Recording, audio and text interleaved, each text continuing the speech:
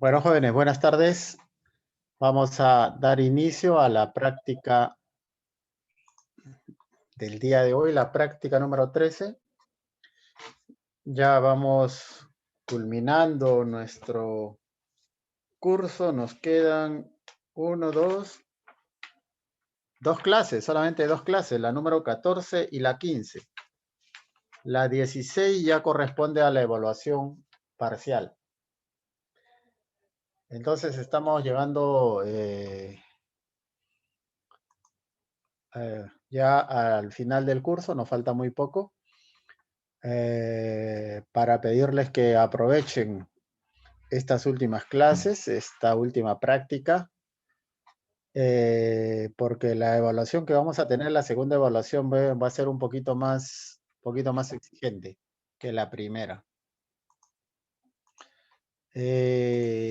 Para comentarles que estoy comenzando a revisar los trabajos y bueno, estoy comenzando por la otra sección y advierto que pues la práctica, cuando menos una práctica de las tres que estoy evaluando,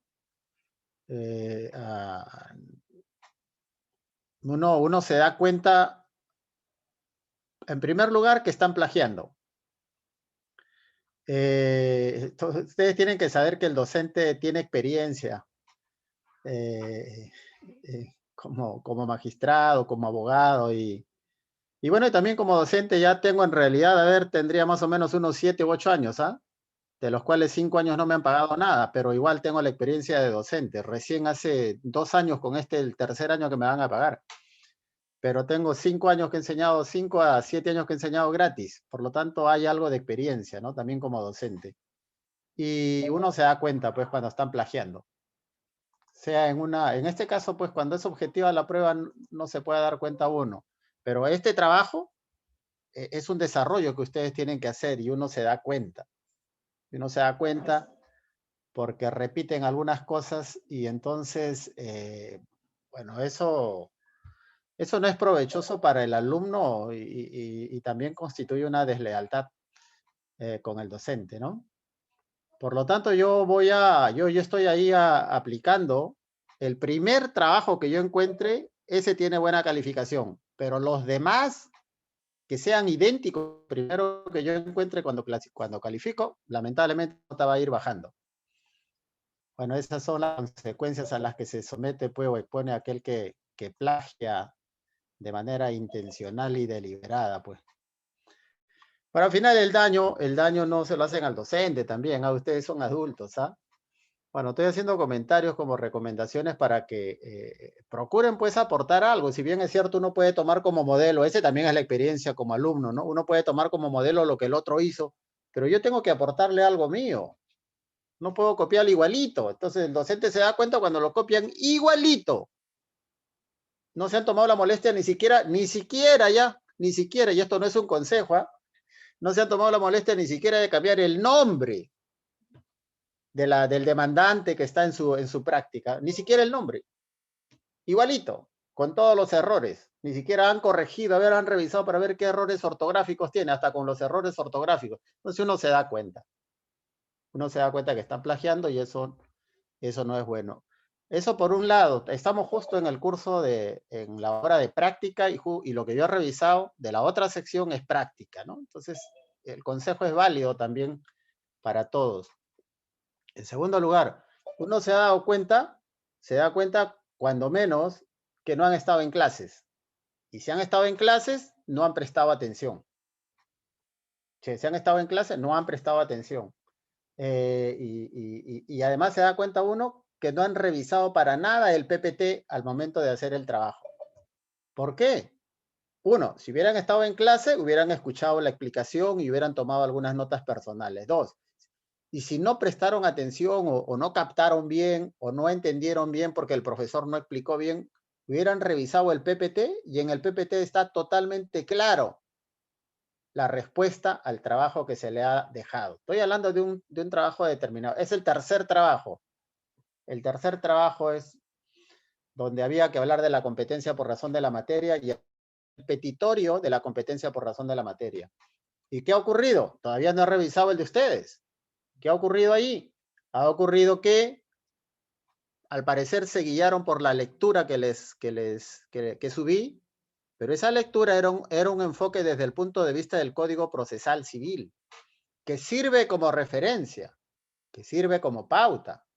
Pero yo les expliqué en la clase y se los dije en el PPT por escrito que algunas excepciones tenían su propia solución según la ley procesal de trabajo. Es más, si ustedes revisan el tema de la competencia, van a ver en el PPT que se aplica el artículo 7. Entonces, ¿cuál es el error? A ver, se los cuento a ustedes para que de todas maneras le quede como una enseñanza.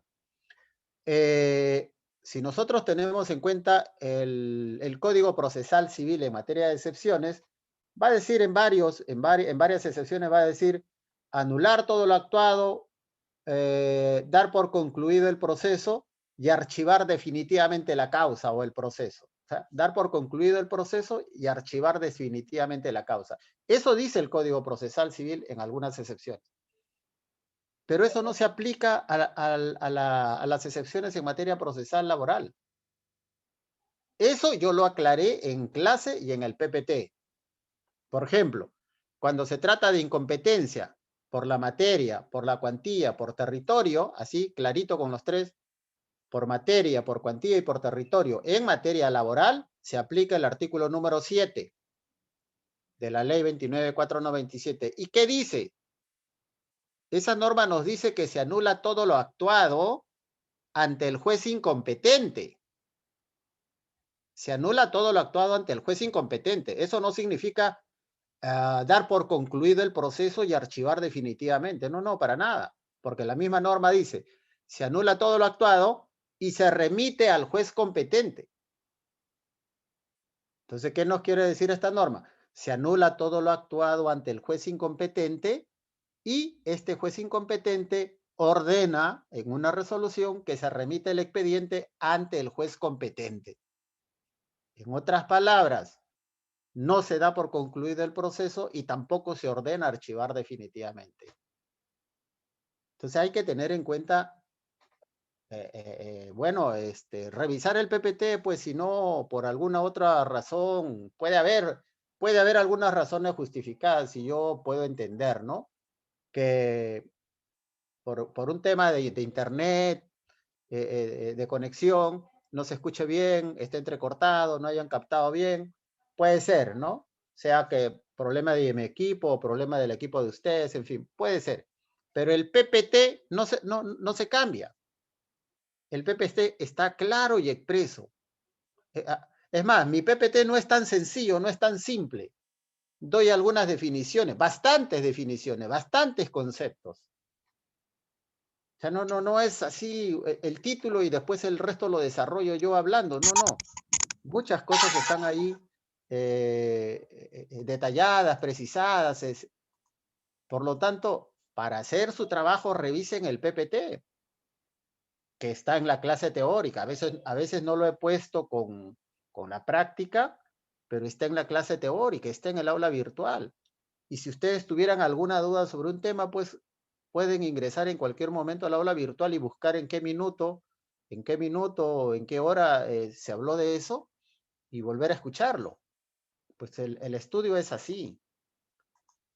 Entonces, la recomendación general es, al momento de hacer una práctica, necesariamente tienen que repasar la parte teórica. Y es más, yo estoy repasando la parte teórica. La parte teórica concerniente a la práctica, también a la hora de la práctica lo repaso. Incluso estoy oralizando cómo deben hacer su trabajo. Estoy oralizando, estoy haciendo una suerte de, de, de, de, de lectura oral de cómo deben hacer la práctica. Entonces, cuando menos revisen el audio en esa parte y eso les sirve a ustedes como guía. Y como complemento ya tienen que irse al PPT y también tienen que revisar la norma. Si el docente está hablando del artículo 7 de la ley 29.497, no puedo conformarme como estudiante universitario solo con escucharlo. Tengo que buscar la ley. Eso se llama ir a la fuente. El abogado tiene que ir a la fuente a contrastar lo que dice la fuente, la ley. ¿Por qué? Porque el docente podría equivocarse también, ¿ah? O hacer una explicación incompleta. Y entonces ustedes tienen que ir a la fuente. Y si la ley a veces no es clara, pues a medida que vayan ganando experiencia, tienen que ir a buscar la jurisprudencia. Es decir, la jurisprudencia de la Corte Suprema o la jurisprudencia del Tribunal Constitucional. Bueno, estas recomendaciones y reflexiones a raíz pues de que anoche he estado hasta la madrugada, porque la verdad que revisar los trabajos es un poquito laborioso, ¿ah? Hay que revisar 29 alumnos y hay que revisar pues toda la práctica que están haciendo y hay que leerla para poder calificarla, ¿no? La verdad le digo, por lo que yo he visto, al menos en esa tercera práctica, la primera más o menos, la segunda más o menos, pero la tercera práctica es para ponerle 0,0 o para ponerle 0,5. Pero si yo le pongo 0,0, yo mato al alumno. Si le pongo 0,05, igual ya hay pocas probabilidades que se levante, salvo que se saque 20-20. No es mi intención, no es mi espíritu querer matar en términos académicos, me refiero, ¿no? Matar entre comillas, ¿no? En términos académicos, no es mi costumbre. Por lo tanto, la calificación se le está dando una calificación mínima para que tenga la posibilidad de levantarse más adelante. Bueno, esperemos que en el caso de la otra sección, yo estoy hablando de manera genérica, no estoy individualizando con nombres propios, por lo tanto no estoy hablando mal de un alumno en concreto, de manera individual. Estoy generalizando, ¿no? Estoy generalizando. Obviamente que también han habido algunos alumnos que han hecho su trabajo muy bien, otros lo han hecho regularmente, medianamente bien, pero gran parte lo ha hecho muy mal, muy mal. Y al parecer se han dejado llevar por esta lectura. Al parecer han leído esta lectura y efectivamente esa lectura es un enfoque desde el punto de vista del Código Procesal Civil, pero esa lectura era un complemento doctrinario. complemento doctrinario que fue aclarado con la clase oral y con el PPT. Bien, vamos a entrar a nuestra práctica. El día de hoy, la práctica tiene que ver con los medios probatorios, ¿no? Con la carga probatoria de la cual hablamos ayer. Y no voy a desarrollar mucha teoría. De lo que se trata es que ustedes aprendan digamos, a ofrecer medios probatorios. Por eso esta práctica tiene que ver con una práctica anterior que ya realizamos cuando les pedí que redactaran una demanda y que, digamos, indicaran cada una de las partes de una demanda, ¿no? O sea, la parte, vamos a decir, en la que un poquito voy a recordar cuáles son las partes de una demanda. Primero viene la sumilla, ¿no? Junto con la sumilla viene pues número de expediente, nombre del secretario, número del escrito. Eso se coloca generalmente a la parte derecha. Eso yo le llamo sumilla. ¿Por qué? Porque ahí se indica, por último, la sumilla propiamente en la que se indica de qué se trata ese escrito. Ejemplo, si es una excepción procesal, usted pondrá pues excepción procesal de incompetencia, ¿no? Ese será su sumilla y es un tema que va a desarrollar en el cuerpo del escrito. Luego de eso viene el órgano jurisdiccional, es decir, ¿ante qué juez? Juez de paz letrado, juez de trabajo. Luego de eso viene el nombre de la parte, digamos, demandante, si es que es el demandante, o el nombre del demandado, si es que es el demandado el que está presentando ese escrito, ¿no? Y sus datos. Vienen sus datos, su casilla electrónica. Ojo, que eso es siempre en el primer escrito, pero cuando ya usted presenta un segundo, un tercero, solamente coloca su nombre, del demandante o del demandado. Coloca su nombre más o menos así. Fulano de tal, en los seguidos con la empresa tal, sobre tal materia. Coma, a usted atentamente digo 2 puntos. Y luego desarrolla. Eso ya es en el segundo, tercero y subsiguientes escritos. Solo en el primero se detalla todos los datos. Bien, luego de eso vendría el petitorio, que usted puede ponerle petitorio o sencillamente de manera directa decir lo que está pidiendo, ¿no? Digamos que sea una excepción. Interpongo excepción de incompetencia por razón de la materia, ¿no? Y solicito que se anule todo lo actuado y se remita el expediente ante el juez competente. Ojo que no siempre lo piden así las partes, ¿ah? La parte puede pedirlo, interpongo excepción procesal de incompetencia por razón de la materia, solicito que se anule todo lo actuado, se dé por concluido el proceso y se archive definitivamente. Puede pedirlo así porque quien va a presentar la excepción es la parte demandada, pero no necesariamente el juez va a resolver así.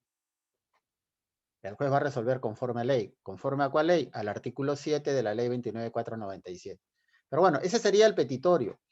Luego de eso viene, estoy poniendo el petitorio en una excepción procesal de incompetencia por razón de la materia.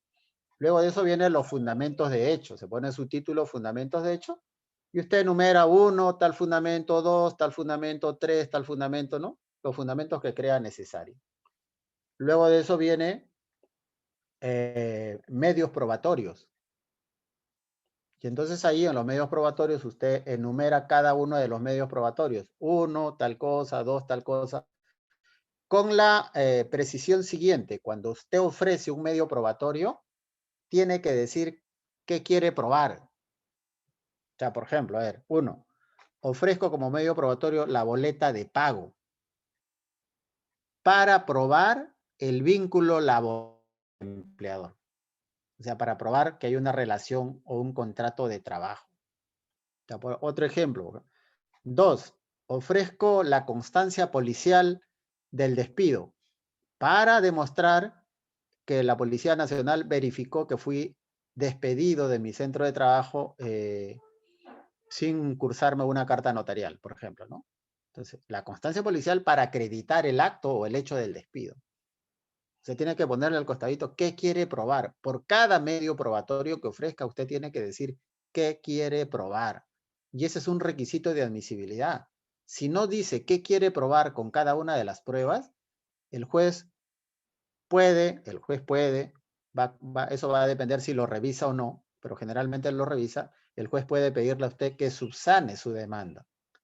Es decir, que presente otro escrito indicando nuevamente cada uno de los medios probatorios y al costadito señalar qué quiere probar. Por ejemplo, otra prueba. Ofrezco la declaración jurada anual de impuesto a la renta de la empresa de los años tales, tales, tales, se indican los años, para probar que en esos años la empresa obtuvo ganancias, ¿no? Con esas declaraciones que usted las ha obtenido de la SUNAT, digamos, lo que quiere probar es que la empresa ha obtenido ganancias para efectos de que seguramente está reclamando pago de utilidades por 1 o más años.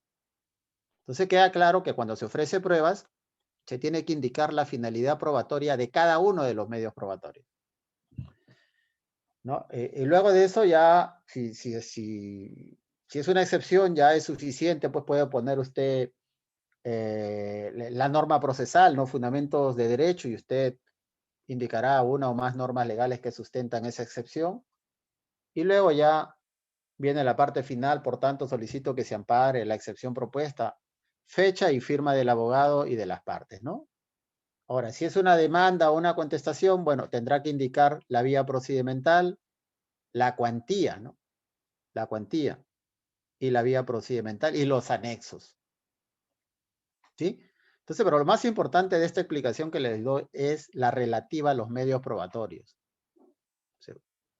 ¿Por qué? Porque la práctica del día de hoy consiste precisamente en eso, en que redacte la parte de la demanda, solamente la parte de la demanda relativa a los medios probatorios. Usted debe colocar en el trabajo medios probatorios, ¿no?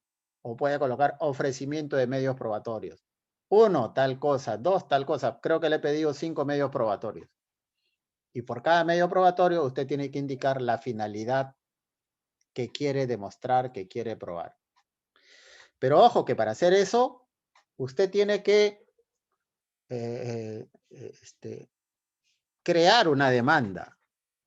Los medios probatorios tienen que tener relación con una demanda que usted no la va a redactar, pero tiene que tener la idea de la demanda. Porque no se trata de poner cualquier documento. Porque si usted me ofrece 3, 4 medios probatorios y yo no veo que hay coherencia de esos probatorios, pues obviamente voy a tenerlo en cuenta al momento de calificar. Un ejemplo, a ver, la tarea solo le pide a usted que indique 5 medios probatorios. Pero bueno, para poder ofrecerlos, por ejemplo, yo voy a poner un ejemplo acá. La pretensión principal es reposición por despido incausado, ¿no? Esa es la pretensión principal. Entonces, ¿qué medios probatorios debo ofrecer para acreditar que hubo despido incausado? Bueno, una prueba general que se puede acompañar ahí, 1, boleta de pago. Para acreditar el vínculo laboral con el empleador. 2, así de cajón, la constancia policial con la cual quiero demostrar que fui despedido en tal fecha. 3, podría ser, ¿no? El acta de verificación del despido para acreditar que efectivamente también fui despedido en tal fecha, ¿no? O sea, acá hay prueba redundante, pero estoy poniendo como ejemplo. Acá hay 2 pruebas. Bien pueden ser admitidas por el juez para tener una mayor seguridad porque de repente una de ellas no es muy completa, ¿no? Entonces usted tendría que diferenciarla. En una, bueno, la constancia policial para acreditar que fui despedido de facto, sin ninguna comunicación escrita. Y el otro de la autoridad de trabajo, que también acredita el despido, diría para acreditar que fue despedido el día tal. O sea, ya lo está diferenciando un poquito, ¿no? Ahí ya tenemos 3 pruebas, ¿no? Pero pudiera ser que el empleador también le cursó a usted una carta de preaviso. Entonces, ponemos, acompaño la carta de preaviso cursado por el empleador para acreditar que la misma me fue notificada en un domicilio que no me fue notificada en un domicilio, digamos que no me corresponde. Bueno, no es muy acertado eso, ¿no? No es muy acertado porque ¿cómo tiene usted la carta si no le notificaron en su domicilio? Pero bueno, acompañar la carta de preaviso de despido que me cursó el empleador, en la cual me imputa falsamente la comisión de una falta grave. Podría ser, ¿no? Podría ser. Segundo, acompaño la carta de despido que me cursó para acreditar a partir de qué fecha dejé de elaborar para el empleador. Entonces, más o menos todas estas pruebas tienen relación con el despido. Entonces, a eso me refiero cuando se le pide la práctica a ustedes tienen que imaginar una demanda. Le he puesto una de reposición por despido incausado, donde la prueba principal del trabajador es acreditar el hecho del despido. Obviamente también tendrá que acreditar el entroncamiento laboral, ¿no? Y bueno, y si el empleador le cursó la carta de preaviso, la carta de despido, en fin, o sea, toda prueba relacionada, uno, que hubo una relación laboral previa, segundo, que se cometió un despido injustificado, un despido ilegal. Entonces, también le estoy pidiendo que redacten los medios probatorios de una contestación de demanda. Acá le he pedido que, digamos, se ubiquen en dos escenarios. En el escenario de que ustedes son abogados del demandante y también en el escenario que ustedes son abogados del demandado. Si se quiere, hay una doble tarea. ¿Pero por qué doble tarea? Porque ahora ustedes son un grupo. Por lo tanto, tienen la posibilidad de, entre dos o más personas, coordinar, conversar, revisar y luego reunirse virtualmente y proponer su tema y ponerse de acuerdo en los medios probatorios que deben ofrecer, ¿no? De eso se trata. Por lo tanto, creo que para mayor coherencia en el trabajo, si la demanda que ustedes imaginan o hipotéticamente consideran que van a ofrecer pruebas de una demanda de reposición por despido incausado, digamos, también tendría que ser los medios probatorios de la contestación a esa demanda por despido incausado. ¿No? No podría ser, oye, la contestación la van a hacer de otra demanda. Puede ser también, tampoco cierro la posibilidad, ¿eh? Podría ser, pero lo ideal sería que los medios probatorios de la contestación sea la respuesta a la demanda de reposición por despido incausado.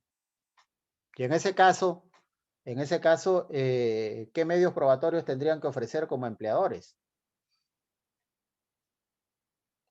Tienen que ubicarse ustedes como empleadores. ¿Es un despido incausado o es un despido justificado? Obviamente que el empleador siempre va a decir que es un despido justificado, porque es la única manera. No hay otra forma de justificar un despido. ¿El empleador puede despedir al trabajador? Sí, lo dijimos en clase, por una falta grave, prevista en el Decreto Supremo 03-97-TR.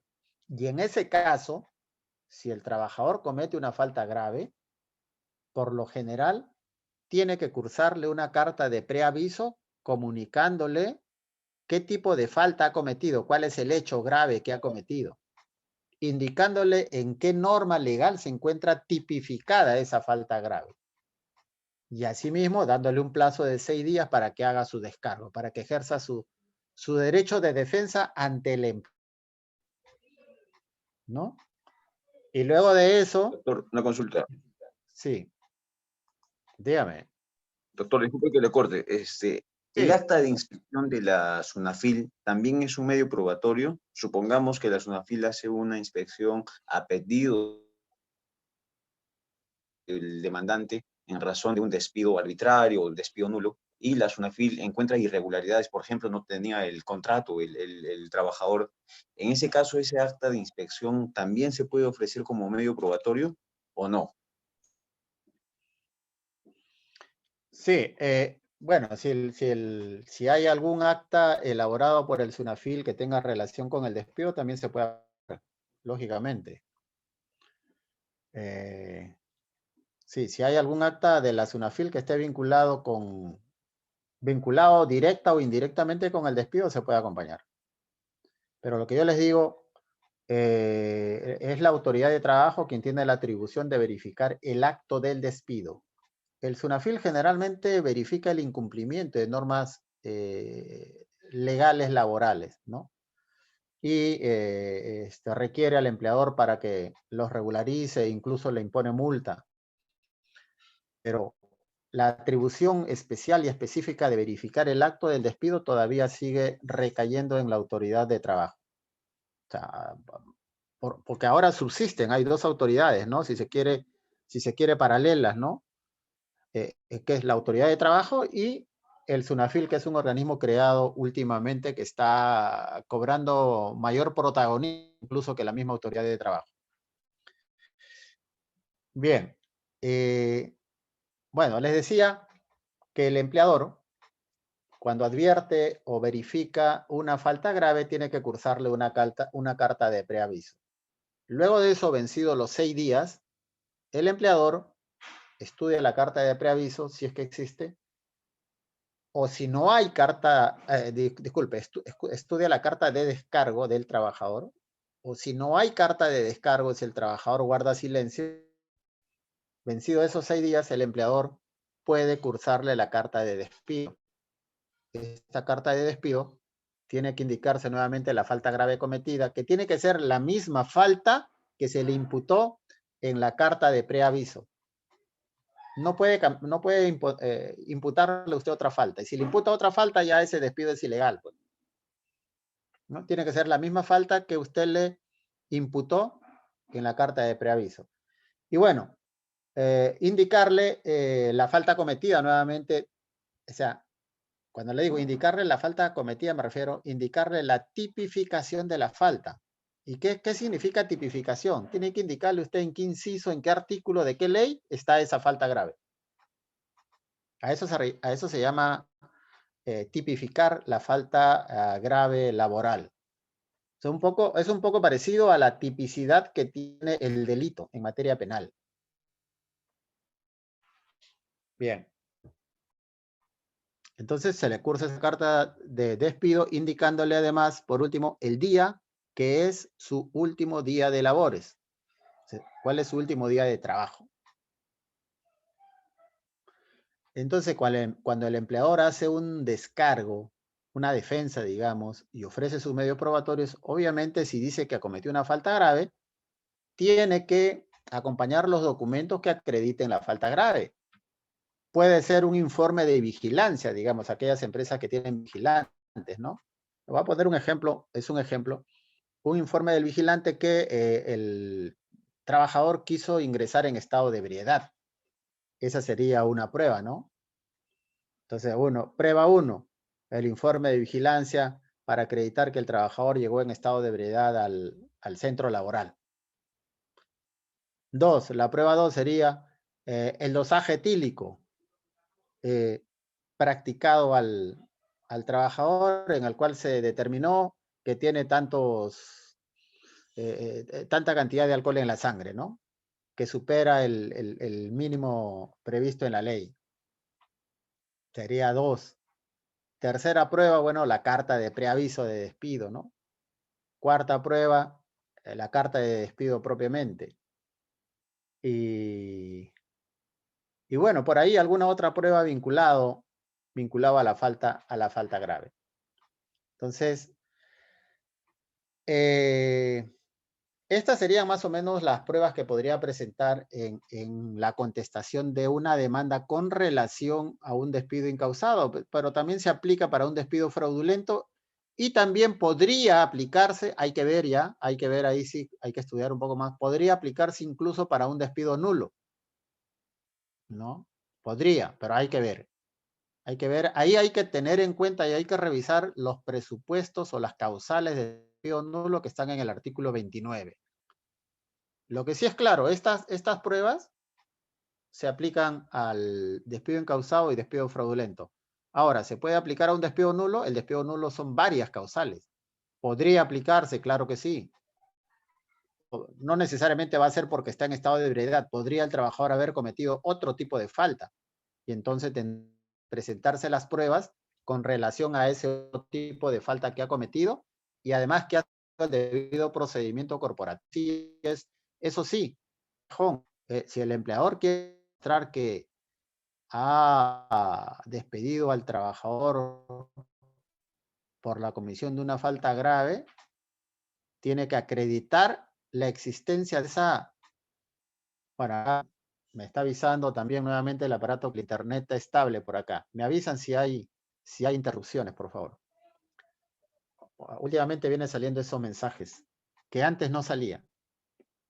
Bueno, lo que sí yo le digo, si se produce un despido también por la causal del despido nulo, artículo 29 del Decreto Supremo 0397-TR, si se despide a un trabajador por la comisión de cualquier falta grave prevista en la ley, en este Decreto Supremo, necesariamente tiene que seguir el procedimiento corporativo, cursar una carta de preaviso y una carta de despido. Salvo excepciones, ¿no? En la que no sea necesario, pues, seguir todo este procedimiento por la gravedad de la falta, ¿no? Por la gravedad de la falta. Pero eso ya es cosa de analizar en cada caso concreto. Bien, entonces en esto consiste la práctica, señores. Ya hemos hecho, si se quiere, un modelo de práctica de cada uno, ¿no? De lo que sería ofrecer los 5 medios probatorios. Si ofrecen 4, ya cumplieron. Si ofrecen 4, ya cumplieron. Y si ofrecen 5, mejor todavía. Aunque la tarea es 5, pero igual con 4 medios probatorios por cada caso ya están aprobados con una nota significativa. Entonces hemos hecho un modelo de ofrecer medios probatorios como parte demandante y también un modelo como parte demandada. Esos medios probatorios pueden variar según sea la pretensión. Por ejemplo, usted puede hacer una demanda también de solicitar una pretensión de pago de beneficios sociales consistentes en lo siguiente: 1, vacaciones; 2, gratificaciones; 3, CTS; 4, horas extras; 5, utilidades, por decirlo. Entonces aquí varían ya los medios probatorios, ¿no? Ya usted no me va a ofrecer, pues, carta de preaviso, carta de despido, ¿no? Es lógico, acá esto es lógico. Entonces, ya tendrá que ofrecer otros medios probatorios. Tendrá que ofrecer otros medios probatorios. Bueno, ahí de cajón tendría que ofrecer usted el que acredite el vínculo laboral. 1. 2. Tendría que ofrecer una prueba que acredite el récord laboral. ¿Cuántos años trabajó? ¿Cuántos años trabajó? Fecha de inicio, fecha de cese, ¿no? O sea, ofrezco como prueba de la demanda la constancia de trabajo para acreditar que ingresé el día tal, de mes tal, del año tal, y trabajé 10 años hasta tal fecha, ¿no? Ese sería el récord de trabajo, porque se entiende que usted está solicitando esos beneficios sociales durante ese periodo. Luego tendría que pedir, por ejemplo, que el empleador exhiba las boletas de pago, ¿no? Para acreditar, o no, que exhiba las planillas de remuneraciones para acreditar que no le otorgó descanso físico vacacional durante tantos años. ¿Por qué? Ahí requiere que conozca usted un poco más de normas legales. ¿Por qué? ¿Con qué se acredita el pago y el descanso vacacional? Con las planillas de remuneraciones el descanso. ¿Y con qué se acredita el pago? Con las boletas de pago, ¿no? Por lo tanto, tendría que pedir usted que exhiba las planillas y que exhiba las boletas de pago.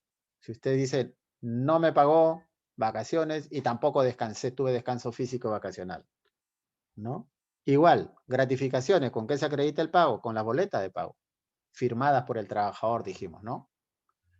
Entonces, así tendría usted que ir viendo cada caso concreto y también revisar un poquito la normatividad sustantiva material para ver cuáles son los medios probatorios idóneos que usted puede hacer con su demanda o con la contestación de la demanda. El empleador y le dicen no pagó, usted tendría que presentar copia de la boleta de pago, ¿no? También, si le dicen que que no otorgó descanso físico vacacional. Bueno, también tendría que ofrecer sus planillas de remuneraciones. Ahora, si le dicen que no pagó CTS usted, ¿qué puede ofrecer como empleador? Pues ofrecer el informe del banco, ¿no?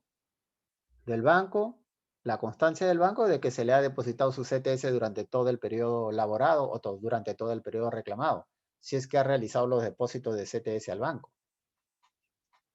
O podría ser de otra forma. La ley dice que después de realizar los depósitos al banco se le entrega una copia al trabajador.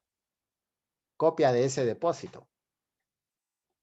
Y si usted ha depositado, tendría que haberle entregado copia de ese depósito al trabajador y tener usted el duplicado con la firma del trabajador.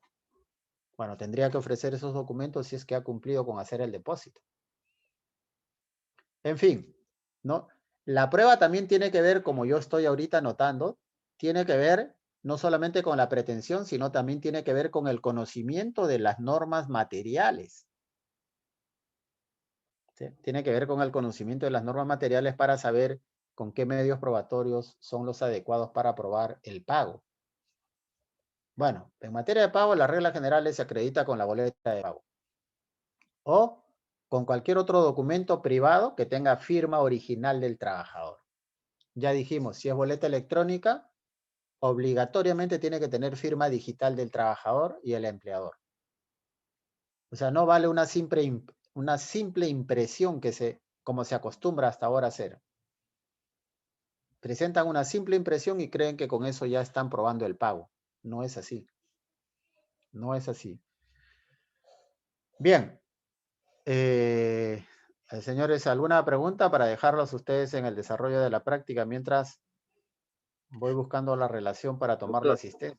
Sí, le escucho. sí, doctor, una consulta. ¿En qué se diferencia entre el despido arbitrario y el... Ah, ya, perdón, no, la desnaturalización, el contrato por desnaturalización y el contrato por... La demanda por contrato de por desnaturalización y el contrato de... ¿Cómo le llaman esto? Reconocimiento del vínculo laboral. ¿Cuál es la A ver, diferencia? sí, sobre desnaturalización del contrato. Hay dos formas de desnaturalización de contrato. Uno en la jurisprudencia. El Tribunal Constitucional ha creado esta suerte de desnaturalización de los contratos de locación de servicios por aplicación del principio de la primacía de la realidad. Sí, esta es una jurisprudencia que ha desarrollado el Tribunal Constitucional y que ha sido recogida por la Corte Suprema y en general por los jueces laborales del país. ¿En qué consiste? Que se contrata a un trabajador vía contrato de locación de servicios. Puede existir este contrato de locación de servicios en un contrato escrito, o puede ocurrir lo siguiente, simplemente lo contrata a través de un contrato consensual, es decir, no hay contrato de locación por escrito. No existe un contrato de locación por escrito, lo que existe son recibos por honorarios profesionales, un recibo por honorarios electrónico ahora, ¿no? Y entonces se entiende que el que otorga recibos por honorarios tiene un contrato de locación. Para mí es una suerte de ficción, ¿eh? Porque no hay ninguna norma que diga eso. Aquel que otorga recibo por honorario se supone automáticamente que tiene un contrato por locación. Pero la jurisprudencia lo entiende así, que tiene un contrato de locación. Entonces, en estos casos que ha dicho el tribunal ha analizado los demás medios probatorios con los que se acredita uno que hay prestación personal de servicios, es decir, que el trabajo era personalísimo, lo prestaba directamente la persona o el trabajador demandante.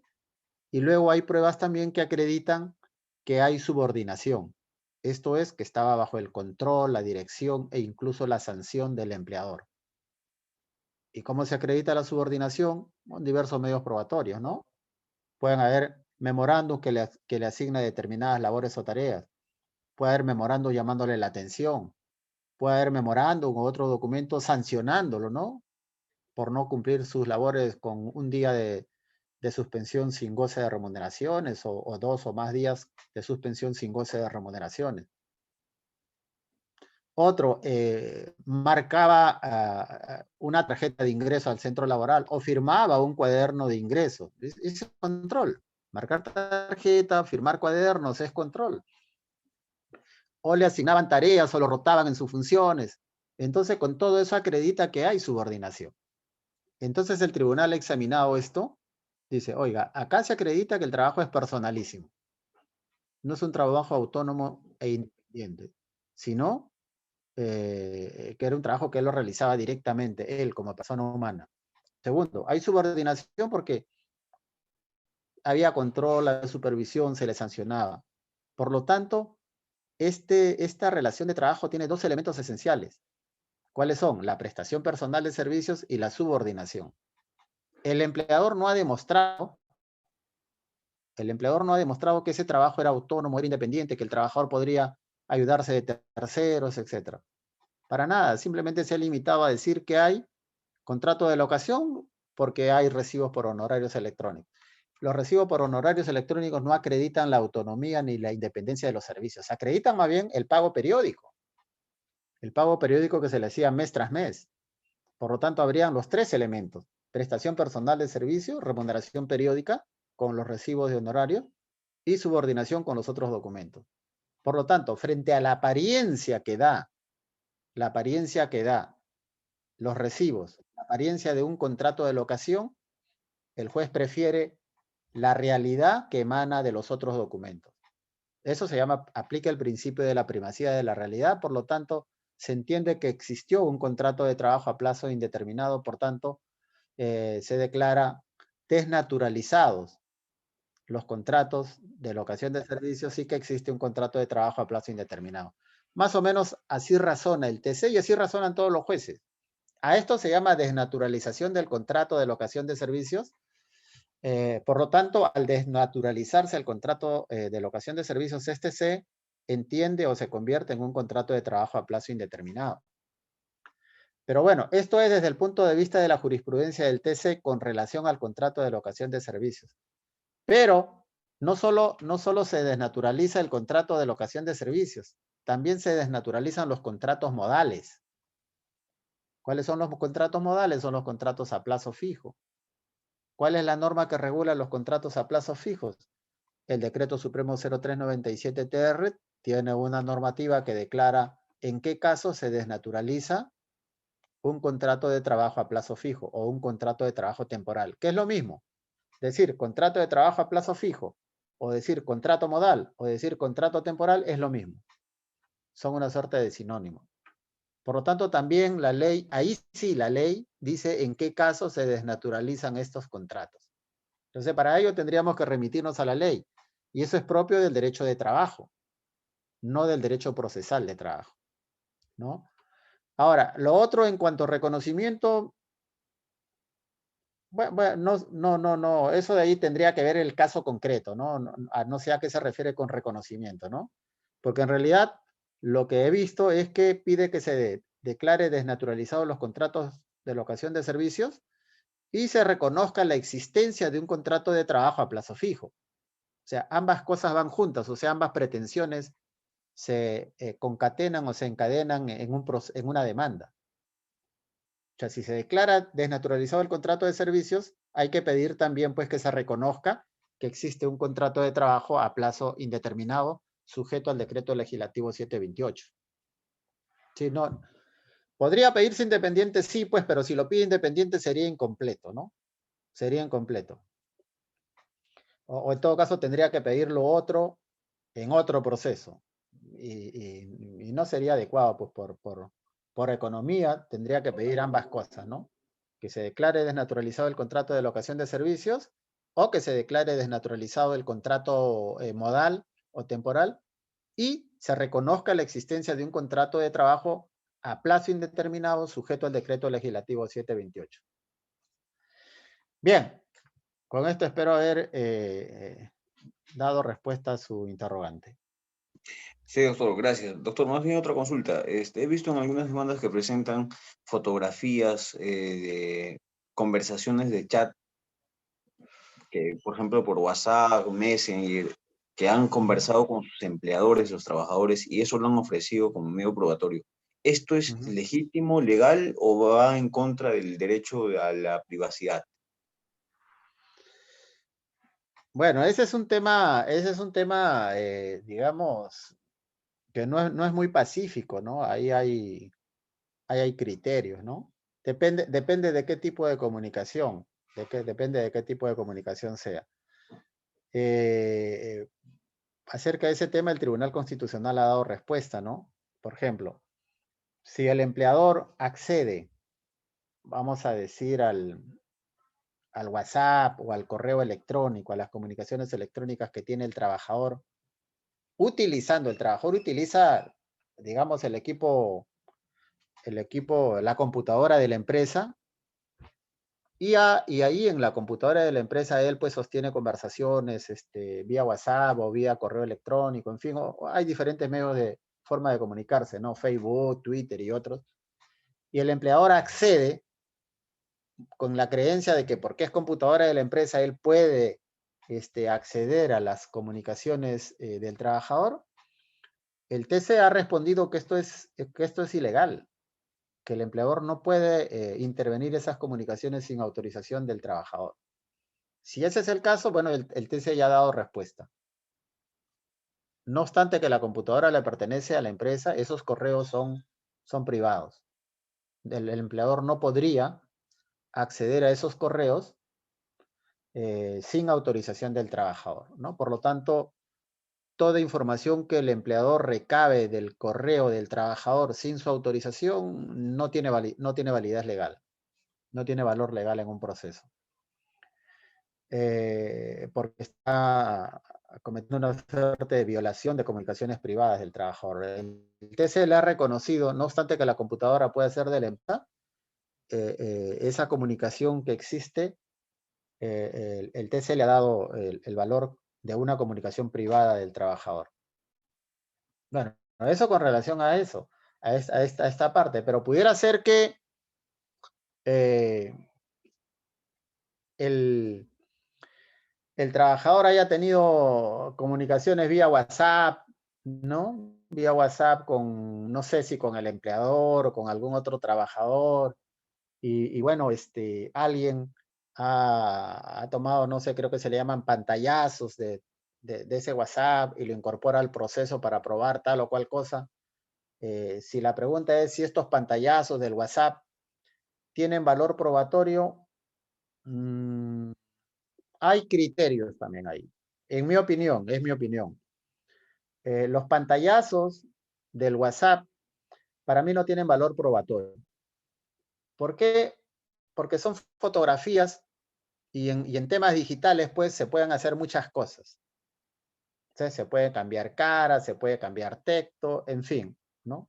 Por lo tanto, si este pantallazo o esta información que se saca del WhatsApp o eventualmente de una computadora con este tipo de comunicación no está, digamos, realizado por un experto en informática que dé fe que efectivamente proviene del celular de tal o cual persona, para mí no tendría valor.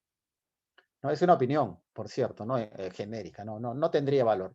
Toda información que se quiera incorporar de una computadora o de una comunicación electrónica como el WhatsApp tiene que tener la certificación de un experto en informática que dé fe que la comunicación proviene de la persona a la cual se pretende imputarle esa comunicación y que dé fe este informático que esa información es fidedigna, que no ha sido, digamos, como dicen, editada, ¿no? Editada, ¿no? Modificada, recortada, etcétera. Bueno, esta es mi opinión. Ahora, con relación a la práctica, señores, los dejo para que vayan desarrollando la práctica y vayan avanzando la práctica, mientras yo voy buscando la lista para pasar la asistencia.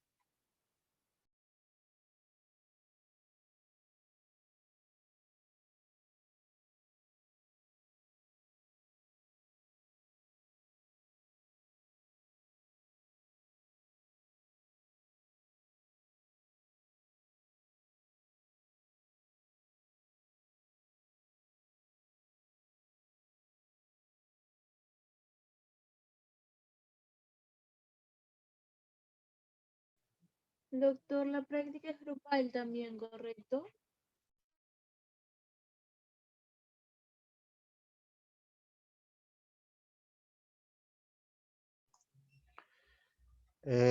Ustedes han coordinado con su delegado. Ya saben que tienen grupos. La práctica es grupal. Si usted está en el aula virtual, seguramente que ha revisado que el docente ha colocado que es una práctica grupal. Sí, correcto, eso es lo que estaba corroborando. Muy bien. Continúa adelante.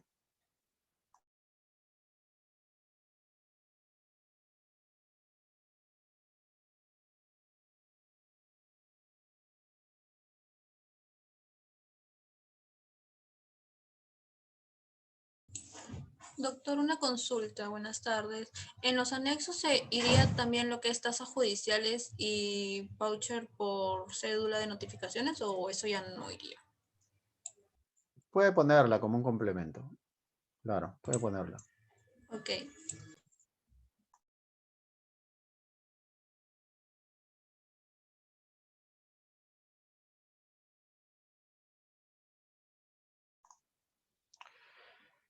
Bien, vamos a pasar lista. Acosta, Pineda, Máximo. Alvarado, Camargo, Yérica. Presente, doctor. Muy bien. Cagua, Ore, Miguel. Presente, doctor. Buenas tardes. Muy bien. Carmona, Flores, Rivet. Atento, doctor, atento. Muy bien. Castañeda, Inchicaque, Carlos.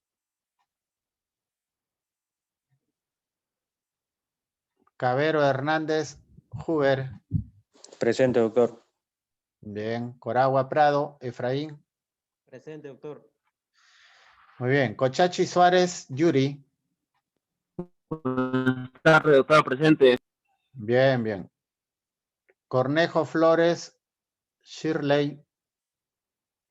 Buenas tardes, doctor presente. Muy bien. Cruz Chambi, Karen.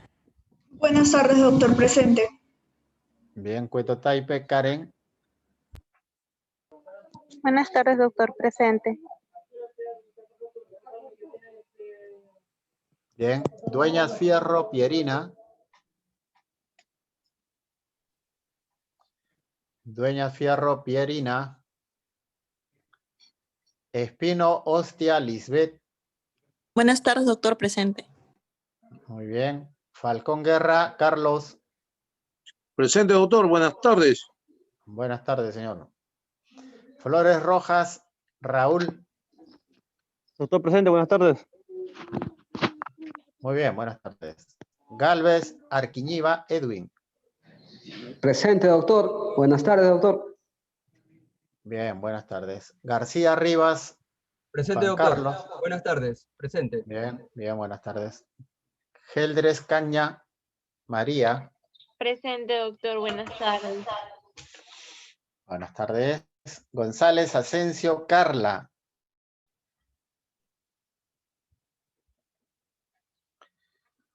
Guevara Fuentes, Aldo. Presente, doctor.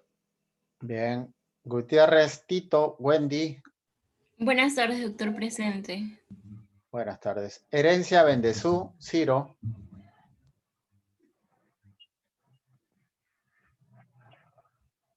Hernández Bendezú, Jorge. Buenas tardes, doctor. Presente. Bien. Herencia Bendezú, Ciro. Correcto. Hernández Bendezú, Jorge Luis.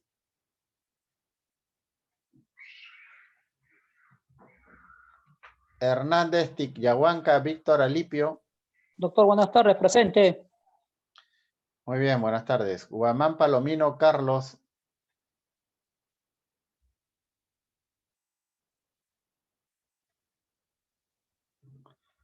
Jiménez Espinosa, Viviana. Presente, doctor. Buenas tardes. Buenas tardes. Lucero Altamirano, Fabio. Presente, doctor. Buenas tardes. Buenas tardes. Macotelo, Paco, Juana. Presente, doctor. Buenas tardes. Buenas tardes, Gómez. Malqui Gómez, Denis.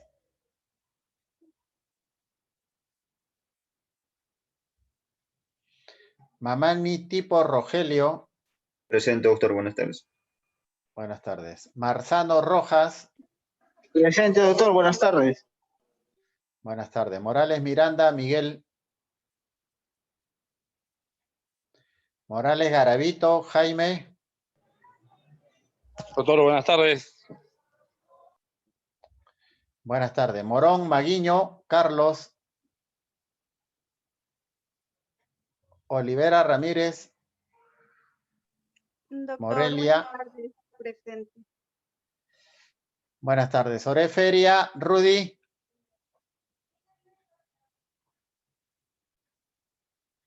Ormeño Gutiérrez Claudia.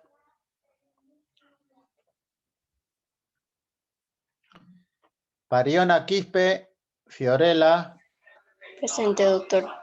Doctor, disculpe, Ore Feria presente. Ya, muy bien, Ore. Pecero Ramos Eric.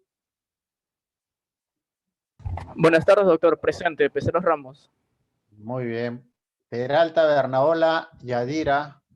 Buenas tardes, doctor. Presente. Buenas tardes. Puría Janto Catherine. Quispe Torres Teobaldo. Presente, doctor. Quispe Torres Teobaldo. Muy bien. Quispe Zairitú Omar.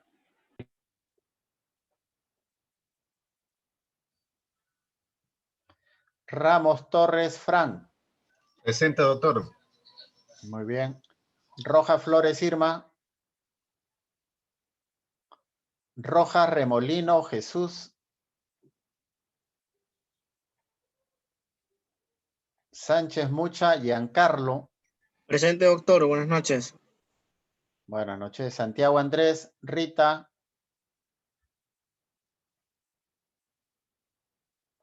Soriano Salcedo William. Presente, doctor. Buenas tardes.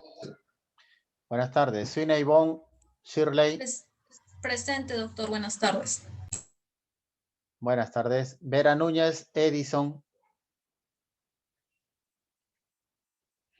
Vilca Pizango Catherine.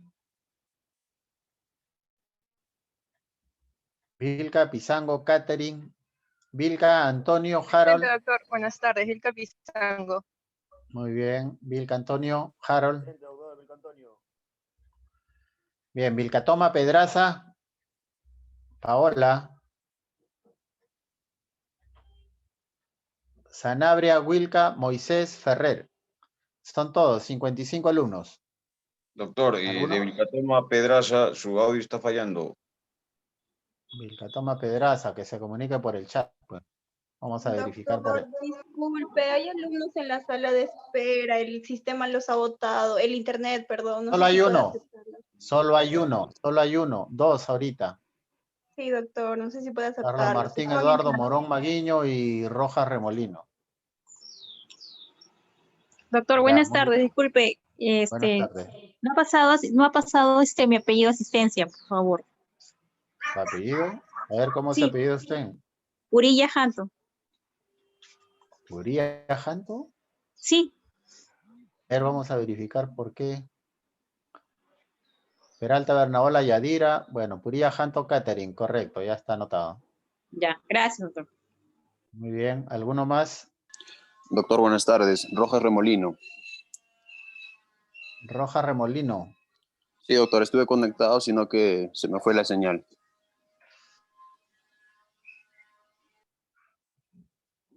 Ya, señor. Rojas Remolino Jesús Luis, correcto. Ok, doctor, gracias. Muy bien, señores.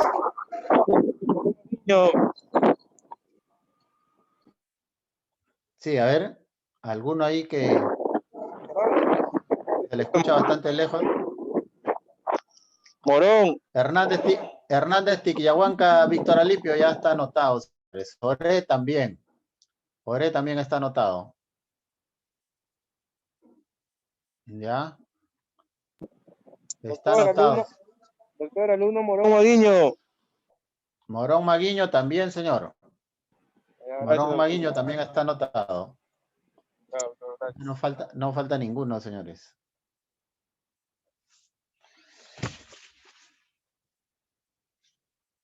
En la próxima clase, señores, nos toca formas de interrogatorio. Esto tiene que ver con litigación oral. O sea, la clase 14, cuando hablamos de declaración de parte, declaración de testigos, tiene que ver con litigación oral. Así que algo les voy a hablar de litigación oral, señores. Les voy a hablar del ABC de litigación oral. Pero sería bueno que ustedes también revisen algo. ¿No? Ahora que tenemos internet, bueno, es una biblioteca también universal. Y podemos encontrar información ahí sobre litigación.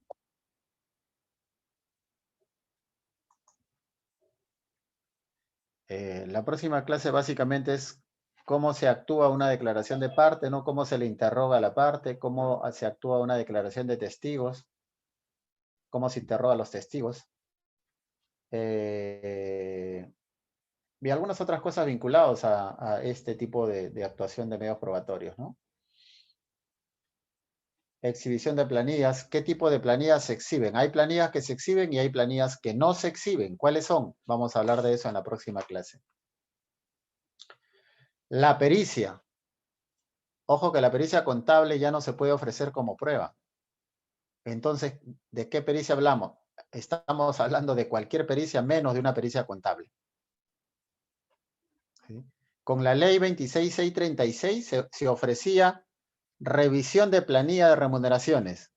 Ahora ya no existe, con la nueva ley ya no existe revisión de planilla de remuneraciones. ¿Por qué? Bueno, cuando estemos en clase le voy a explicar por qué. Con la ley anterior 26636 ya derogada también había la pericia contable. Las partes podían ofrecer una pericia contable. Hoy día ya no existe, ya no se permite que se ofrezca pericia contable. Si usted la ofrece, la van a rechazar. Usted apela, la sala va a confirmar. ¿Por qué? ¿Por qué no existe pericia contable si es lo más importante en un proceso laboral? Eso lo vamos a explicar en la próxima clase. Solo le estoy adelantando algo para que tengan idea. O en todo caso, para que ustedes, de manera autodidacta, como estudiantes universitarios, investiguen. Lo ideal es eso, que el estudiante universitario tiene que investigar previo a la clase, para poder bombardear al docente pues con una serie de preguntas e interrogantes que le han quedado de esa investigación preliminar que han realizado. De forma tal que el docente puede explayarse un poco más. Hay cosas que se quedan en la cabeza de uno no las dice porque no le preguntan. Uno hace un esfuerzo por sintetizar la clase. Yo les dije, la clase de la prueba es una clase que no termina en 1 hora. Es una clase que tenemos para más de 1 hora, ¿no? Pero bueno, yo incluso les sugerí, pero ahí ha quedado y sigue como sugerencia. Si ustedes quieren que amplíe este tema de la prueba, pídanlo ustedes por acuerdo del aula y programamos vía Zoom una clase adicional sobre el tema de la prueba, ¿no? O de algún otro tema específico, como podría ser despido incausado, despido fraudulento. En fin, pero bueno, eso queda ya en la inquietud e iniciativa de los estudiantes. Luego también vamos a ver en la próxima clase presunciones legales. ¿Ya? Presunciones legales derivadas de la conducta de las partes, dice. Y como práctica tenemos la interrogación de las partes como medio probatorio. Plantear réplicas y dúplicas, dice. Bueno, esto de aquí hay que revisar un poco de técnicas de litigación para ver qué tipo de preguntas se puede hacer en un interrogatorio. Sobre todo eso va cuando se hace interrogatorio a las partes o a los testigos. Generalmente en esos 2 casos. Pues bien, y la última clase es la sentencia. La sentencia. Bueno, eso de la sentencia es una clase bien sencilla. Bueno, sencilla para mí, ¿no?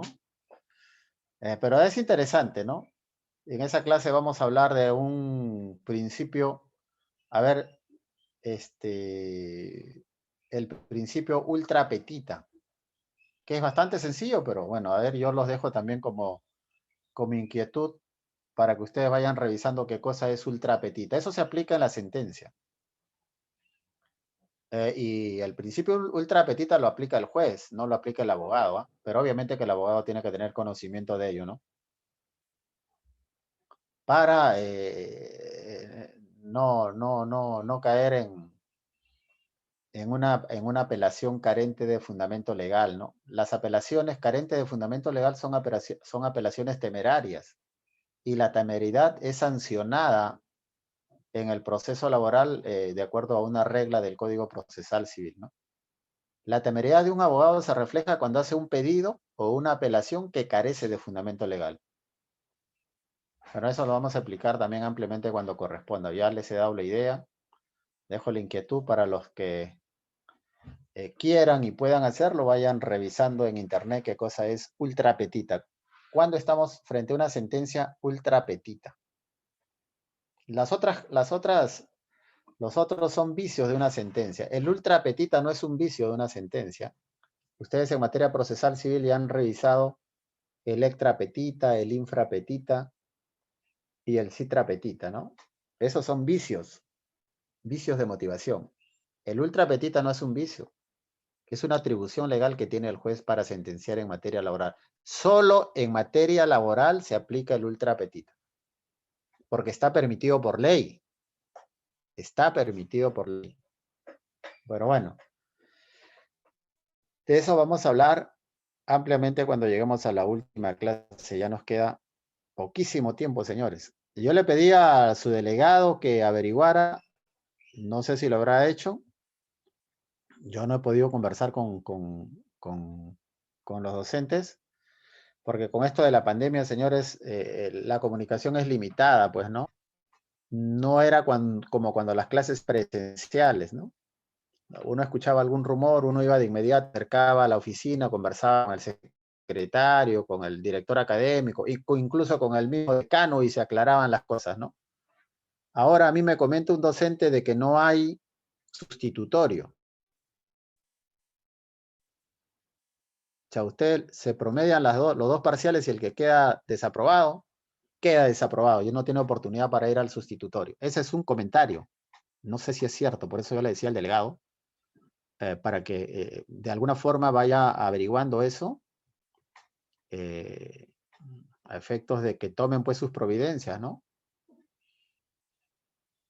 Al parecer la razón que se está dando es que no hay tiempo, ¿no? Las clases ya mismo tienen que comenzar en marzo y nosotros estamos terminando el 15, pues, y mientras entreguemos nota prácticamente estamos en marzo. Y se estaría comenzando de inmediato el siguiente ciclo. Pero bueno, voy a tratar de comunicarme de alguna forma con algún docente contratado, ¿no? Contratado, para ver cuál es la situación. Pero es bueno que todos tengan la información en ese sentido, no solamente el docente, sino también ustedes. Yo lo voy a hacer en el curso de los días, para la próxima semana debo tener una respuesta. Pero en cualquier caso, señores, yo desde ya les voy a pedir que vayan ya revisando las clases anteriores. Para el parcial, para un examen se prepara con tiempo. ¿Y qué es lo que recomiendo revisar para el parcial? Obviamente las notas que ustedes han tomado de la clase oral, de la clase virtual. Revisar el PPT. Revisar el PPT porque ahí hay muchos conceptos, muchas definiciones, pero tiene que revisarlo, tiene que leerlo. Pero hay que cotejar ese PPT, hay que cotejar, no solamente quedarse con la lectura del PPT, sino que hay que cotejarlo. Si yo le pongo una norma, usted tiene que cotejar esa norma. ¿Qué quiere decir cotejar? ¿Qué quiero decir yo? Tiene usted que revisar esa norma, leer esa norma. Ejemplo, ¿no? Le digo, oiga usted, le pongo el artículo 7 de la ley 29.497. Tiene usted que tener la ley, pues ahora es fácil acceder por internet a la ley, si no la impreso. ¿Qué dice el artículo 7? A ver, el profesor acá en materia de competencia nos ha puesto el artículo 7. ¿Qué dice el artículo 7? El artículo 7 hay varios, tiene inciso 1, 2, 3. Entonces, ¿qué dice el 1, no? Tengo que leerlo, yo lo voy a leer acá, literalmente, dice, artículo 7, regulación en caso de incompetencia. El demandado puede cuestionar la competencia del juez por razón de la materia, cuantía, grado y territorio, mediante excepción. Sin perjuicio de ello, en cualquier estado y grado del proceso, declara de oficio la nulidad de lo actuado y la remisión al órgano jurisdiccional competente si determina su incompetencia por razón de materia, cuantía, grado, función o territorio no prorrogable. Entonces, este es el artículo que hay que leer en materia de competencia por razón de qué. Acá nos está hablando varios. Cuantía, territorio y materia. También habla de grado o función, pero eso no se aplica, ya les dije en clase. Grado o función significa cuestionar la competencia de una sala, pero de una sala por razón del grado o función. Eso nunca se ha visto que se cuestione ese tipo. ¿Por qué? Y no se cuestiona ¿por qué? Porque no se cometen errores en ese sentido. Grado o función tiene que ver con ¿qué? Con el conocimiento de los recursos, ¿no? Recurso de queja, recurso de apelación, recurso de casación. En eso no se equivoca nadie. Pero está contemplado en la ley. Pero por lo tanto eso no tiene mayor relevancia para efectos de, digamos, la prueba, el examen, la evaluación parcial. Entonces, esto es lo que tienen que hacer. Si encuentran en el PPT otro artículo, tienen que ir a revisar ese artículo. Porque es el complemento del PPT. Y si no, tendrán que ir a escuchar, pues, varias horas, toda la clase virtual, ¿no? Donde se le ha explicado oralmente este tema. Si tuvieron el cuidado de hacer anotaciones, bueno, basta, ya no es necesario escuchar todo el audio de la clase virtual, basta con revisar sus anotaciones. Esas anotaciones, con el PPT, suficiente para dar un examen y obtener nota aprobatoria. Y no solamente nota aprobatoria, sino una alta nota aprobatoria. Pero quien no estuvo en clases o quien no escuchó, bueno, va a tener que estudiar ya desde ahora.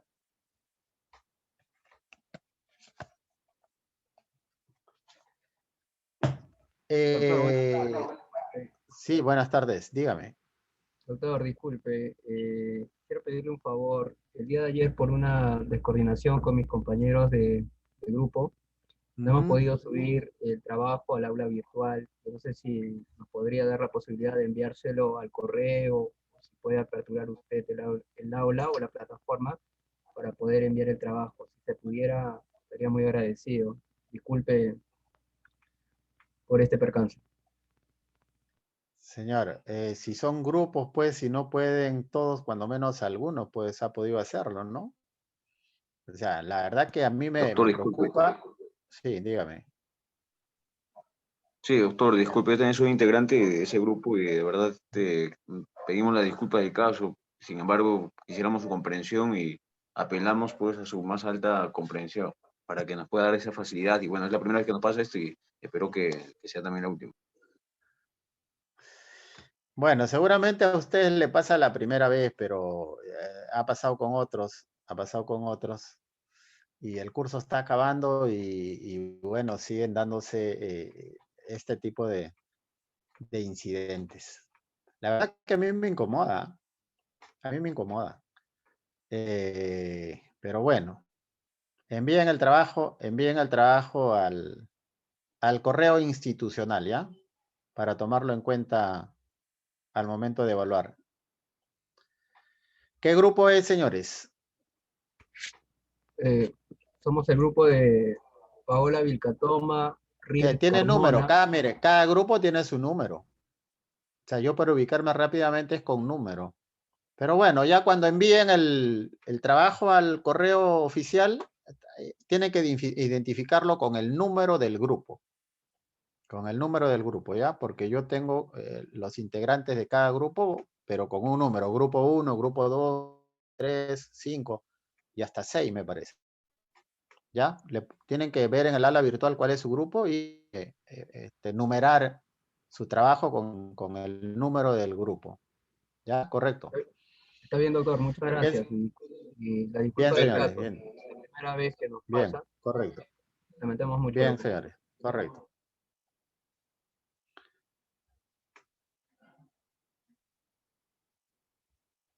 Señores, a ver.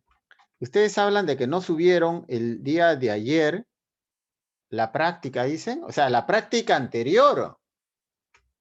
Se refieren ustedes a la práctica anterior, ¿no? Nos referimos a la última que se tuvo que Claro, subir la anterior que terminaba, creo, ayer. ¿A esa se ayer. refieren? Sí, doctor. Bueno, señores. Bueno, ya, correcto, ya. Quedamos así. Gracias, doctor. Atento. Gracias, doctor.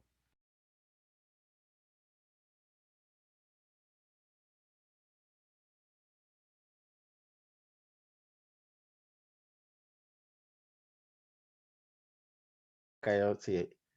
¿Alguna pregunta con relación a la práctica del día de hoy? ¿Ha quedado totalmente claro? ¿O hay alguna duda con relación a la práctica?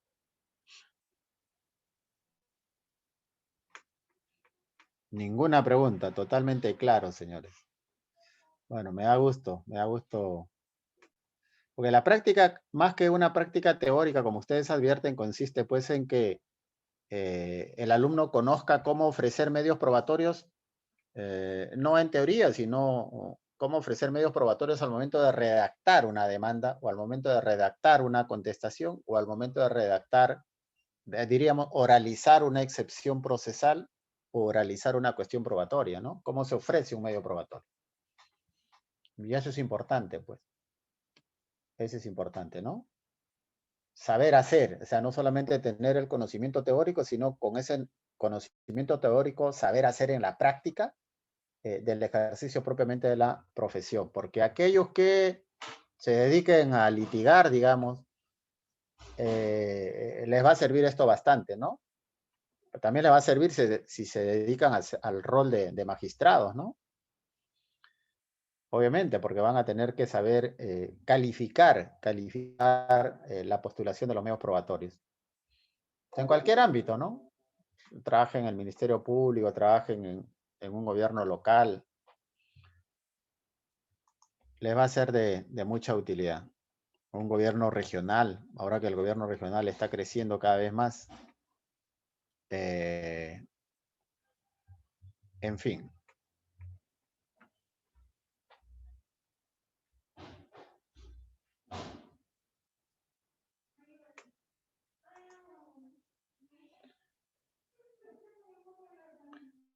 Para realizar esta práctica, sería bueno también que revisen aquella clase en la que hablamos de los requisitos de la demanda y los requisitos de la contestación. Porque ahí ustedes practicaron redactando una demanda y redactando una contestación, ¿no? Entonces, si ha quedado alguna duda, podrían ir a revisar cuando menos el PPT de esa clase, de forma tal que van a tener un complemento que le va a aclarar alguna duda, ¿no?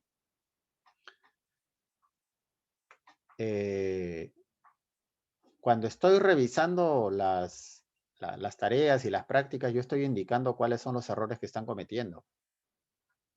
Al menos de manera resumida, ¿no? De manera resumida.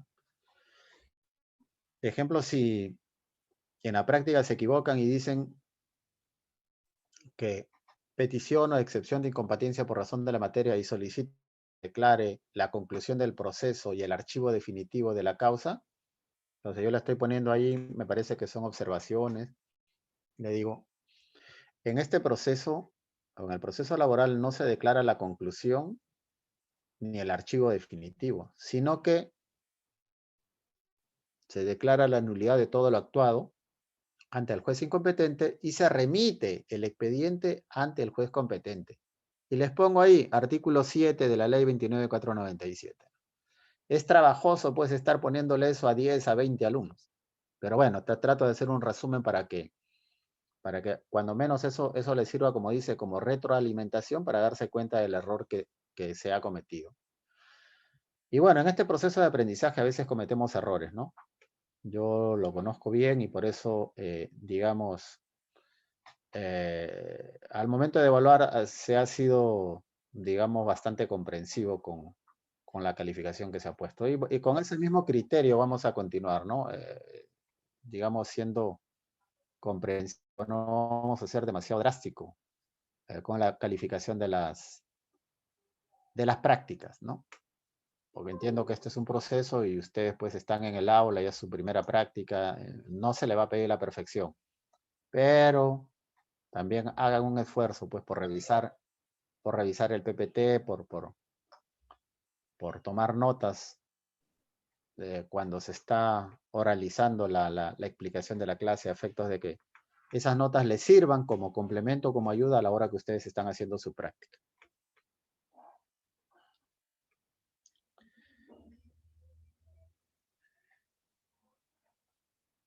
Bien, por lo demás, señores, ya estamos finalizando, nos falta un minutito. Las recomendaciones en general de que estamos ingresando a una segunda ola y no hemos llegado al pico de la segunda ola, ¿no? Y esta enfermedad sumamente peligrosa está atacando con una mayor fuerza, ¿no? Hoy día en Ica prácticamente los hospitales han colapsado. El hospital regional de Ica no tiene ninguna cama UCI. Y hay decenas de personas que están en carpas sin posibilidad de acceder a un equipo UCI. Y no sé, desconozco si el hospital regional pues tiene cuando menos equipos auxiliares como los famosos equipos Guairachi, que es una tecnología de origen inglés, pero que ha sido desarrollado, o sea, que ha sido construido por ingenieros peruanos. Un equipo que es de